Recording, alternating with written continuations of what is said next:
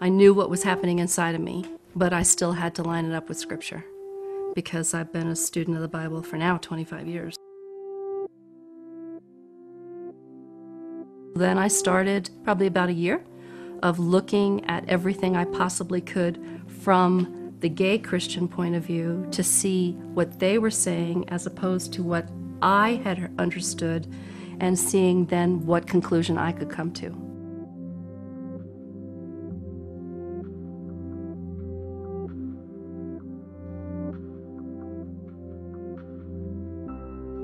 When God wanted to pick a partner for Adam, if you can't read into it what is not there. He said he was going to pick a partner for Adam. He didn't say a partner for all men.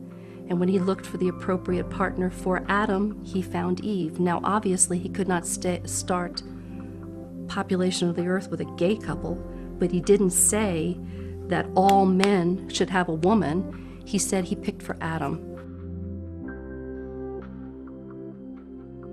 The homosexual acts that ended up before the city was destroyed when the angels came, they were acts of violence and rape. They were not committed same-sex relationship. And I've got to say this right in here too.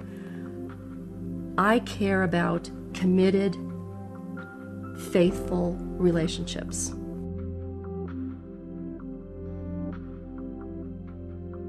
This word perversion is this word toiva, which is an idolatrous practice. And again, that is, do not use sex in temple cultic practices. That is an abomination to me. So what people were doing was they were going to the temple, having sex with temple prostitutes, whether they be male dressed as female or male dressed as male, to appease the gods. That's what that word is. It's talking about an idolatrous practice there. It's not talking about committed same-sex relationships. It's the same thing in Deuteronomy 23. Again, you have to read in context who's being spoken to, the original language. It's the same thing. It's idolatrous sex in temple worship. Same topic there.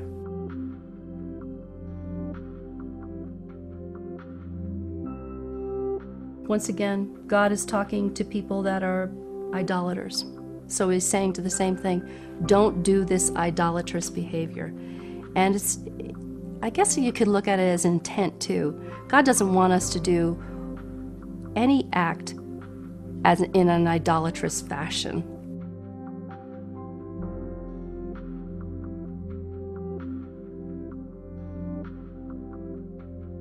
Until about the 1950s, all these words where they said the effeminate, the soft, the perverts, the male prostitutes, all those different words, somehow in the 50s, all became homosexual.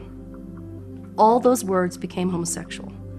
So if you read the Bible in the early 1900s, it didn't say those words.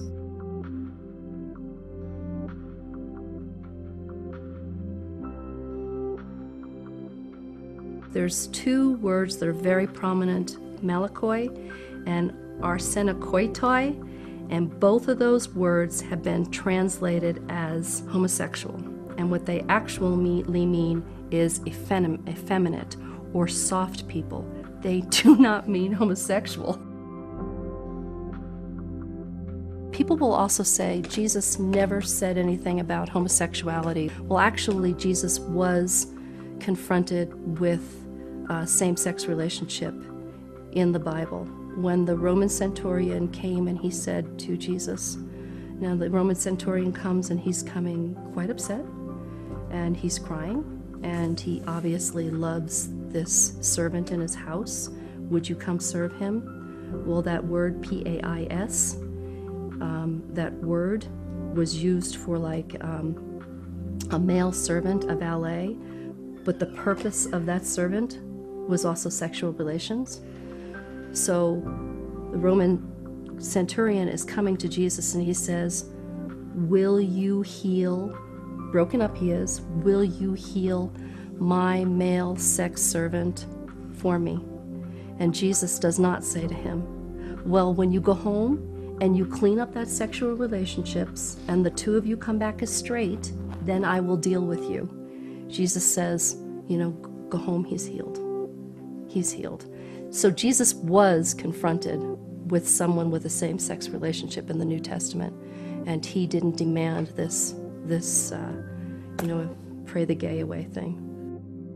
I mean, that's just an overview, but I do care about the Bible. I do care very much about the Bible.